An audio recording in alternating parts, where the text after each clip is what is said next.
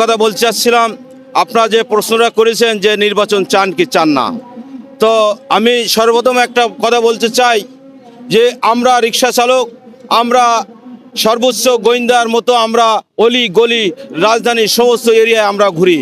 আমরা আমার ব্যক্তিগত রিপোর্ট অনুযায়ী মনে করি বর্তমান ডাক্তার ইউনূস সাহেব উনি এখন বর্তমান দেশে খুব ভালো চালাচ্ছেন।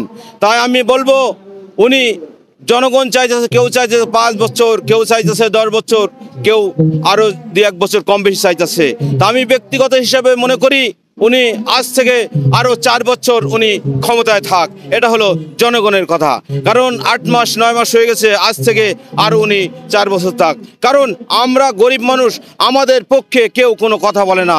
যেই রাজনীতি দল আসুক সবাই তাদের অর্থ, কখন তাদের সুইস ব্যাংকের অ্যাকাউন্ট তৈরি করবে, কখন তারা লুটপাট করবে, সেটাই তাদের চিন্তা ভাবনা থাকে, কিন্তু এই গরিবের কথা কেউ বলে না। তাই বর্তমান সময় পরিস্থিতি অনুযায়ী আমি 2টা কথা বলতে চাই। আমরা গরিব মানুষ, আমরা 71-এ রাজপথে ছিলাম, 52 ছিলাম, 24 দেখেছি, বাস্তবে আমরা পালন করেছি, কিছু আন্দোলন সম্পর্কে আমরা কিছু জানি। কিন্তু আজকে শুধুমাত্র আপনারা দেখতে চান, দেখেন বিভিন্ন দেয়ালে আমাদের পোস্টার, কিন্তু আমাদের ভাগ্য নিয়ে কেউ কোনো কথা বলে না। সবাই সবার পেট নিয়ে, সবাই সবার ধান্দা নিয়ে ব্যস্ত, কিন্তু বর্তমান সময় আমাদের কথা কেউ বলে না। সেই 71-এ চলে যায় জনসাধারণ, ছাত্র জনতা এবং এই রিক্সা শ্রমিক, সেই 71-এ ছিল রাজপথে।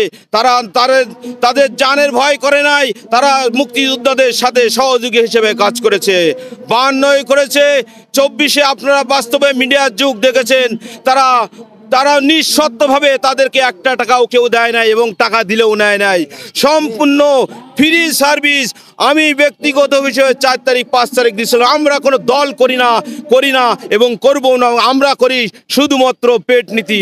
আমরা চাই বর্তমান সময় আমরা নতুন কোনো প্রকল্প, বড় প্রকল্প মানে বড় দুর্নীতি, আমরা কোনো বড় প্রকল্প চাই না, বড় প্রকল্প চাই না। আমরা চাই আমাদের অধিকার, আমরা চাই সাধারণ মানুষ, আমরা 2টা ডাল ভাত খেয়ে আমরা বাঁচতে চাই, আমরা অধিকার চাই, আমরা বাঁচতে চাই।